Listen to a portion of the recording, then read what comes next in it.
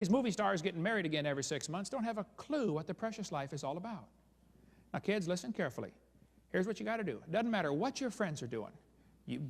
Bible teaches you're to keep yourself pure, and your wife or husband keep pure till you both walk down the aisle and the preacher says, wilt thou, and you wilt, and then you stick with that one for the rest of your life. That's the precious life right there. God knows what he's talking about. The Bible says God created all the great creatures. God made the dinosaurs. And Satan said, you know, there has to be some way to use dinosaurs against God. But he couldn't fool Adam, not with dinosaurs. Imagine the devil walking up to Adam and saying, hey, Adam, did you know dinosaurs lived millions of years ago? Adam would say, are you dumb or what? There's one in the backyard eating off the cherry tree right now. The devil couldn't fool Noah. He fed him every day. But for the next 4,000 years, they became pretty rare. Many species went totally extinct. Gone. And then in 1809, they found the bones and put one together. And the devil was there that day. Said, wow, here we go, folks. My chance, finally, after 4,000 years. Satan said, you know, these critters have always lived with man. I know that, and God knows that, but these people don't know that. So the devil said, I think I'm going to tell everybody they lived millions of years ago. And if they believe it, it'll make them doubt the Bible. And boy, has it worked good. You know, for the last 200 years, kids have been going to kindergarten and getting a book like this. I can read about dinosaurs. Would anybody like to just take a wild guess at what the first sentence in the book says? Millions of years ago. Yeah, sure enough. So many books in our libraries teach this stuff. Millions of years ago. How many kids are being taught that in your town at your expense? I go to museums all the time. Just makes my blood boil, seeing all these beautiful, incredible museums, fancy displays, loads of money, and the wrong message. Kids are being brainwashed. That's why we started our own. And we need lots of creation museums around the country, hundreds of them. You folks need one up here. Somebody start one. Next verse says, he lieth under the shady trees in the covert of the reed and fens. The word fens means the swamp.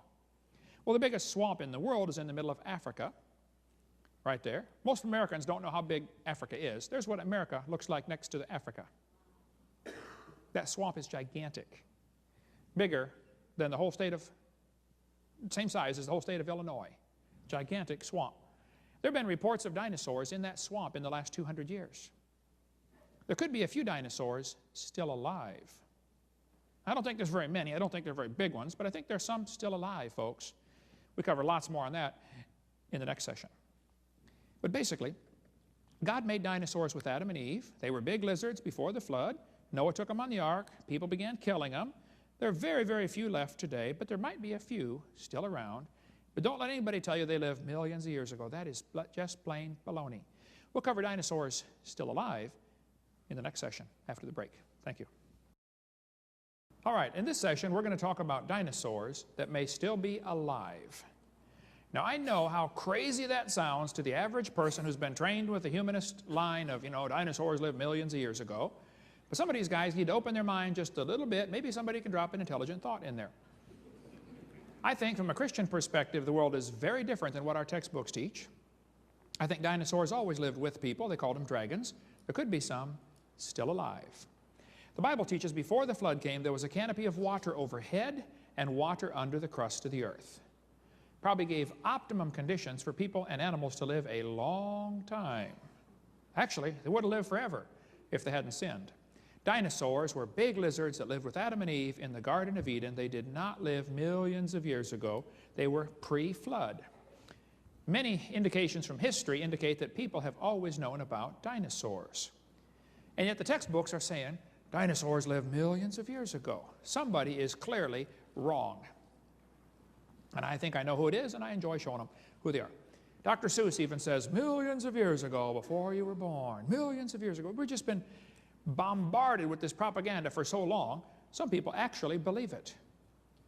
Millions of years ago. The Bible says Behemoth lives under the shady trees in the fens. The Old English word fens means the swamp. Behemoth lives in the swamp. Well, the largest swamp in the world is in Central Africa, right on the equator, called the Likwala Swamp. 55,000 square miles. It is 80% unexplored. That swamp is bigger than any one of those yellow states.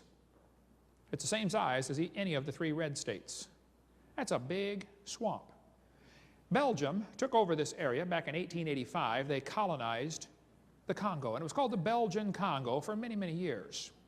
Then in 1960, the communists went in there and liberated them. You know how the communists liberate countries, don't you? They killed everybody and said, okay, you're free now. Well, today it's called the People's Republic of Congo. But back in the 1700s, even before Belgians went in there, some missionaries went into that swamp and reported there are dinosaurs still alive. In 1910, an article came out in the New York newspaper after folks had gone into the swamp, and they said, folks, there are dinosaurs still alive in that swamp. This article appeared in the Saturday Evening Post, 1948. There could be dinosaurs still alive. A game hunter, big game hunter, went in there. His name was Mr. Gobbler. He returned to Africa from a trip to Angola and announced to the newspaper that there was an animal of large dimensions, the description of which could only fit a dinosaur. The natives in the region called it Chippewa. That was their name for it. Could there be dinosaurs living in the last century?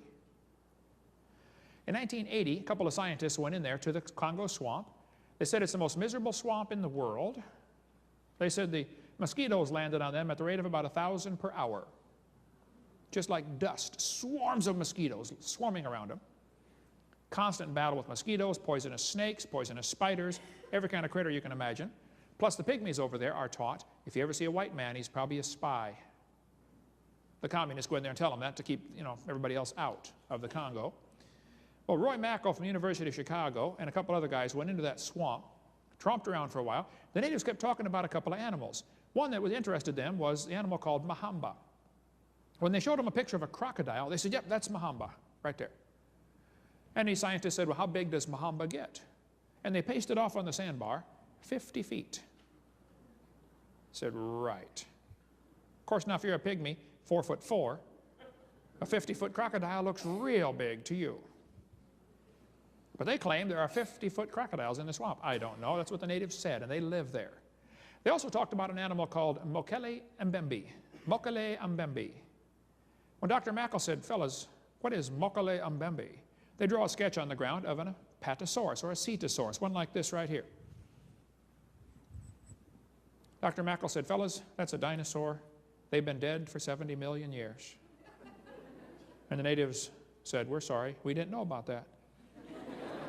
We've never been to America to study evolution. All we know is we see them out in the swamp once in a while when we're fishing. Now, they're not very big, okay? They're about 20 feet nose to tail is what the natives will tell you. Most of the body's about the size of a hippopotamus, just a long neck and a long tail. They live underwater. They're very rarely seen. They apparently are nocturnal, active at night. And so the chances of seeing one are close to 0. You could even live there for your whole lifetime and never see one. It's not like they're real common, okay? There's just a few left in this big swamp. I live in Florida. I've been there 15 years. You know there are panthers in Florida? I've only seen one in 15 years, and it was dead on the highway.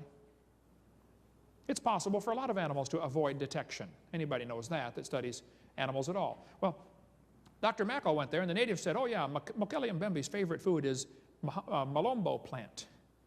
If you find some of these plants along the side of the river, and you find there are no alligators or hippos, probably Mokele Mbembe lives there. Because he's so ferocious, even the hippos and alligators are afraid of him, or crocodiles. They drive them out of their part of the river. They found footprints of one of the animals. Dr. Mackel's phone number here, and he got a California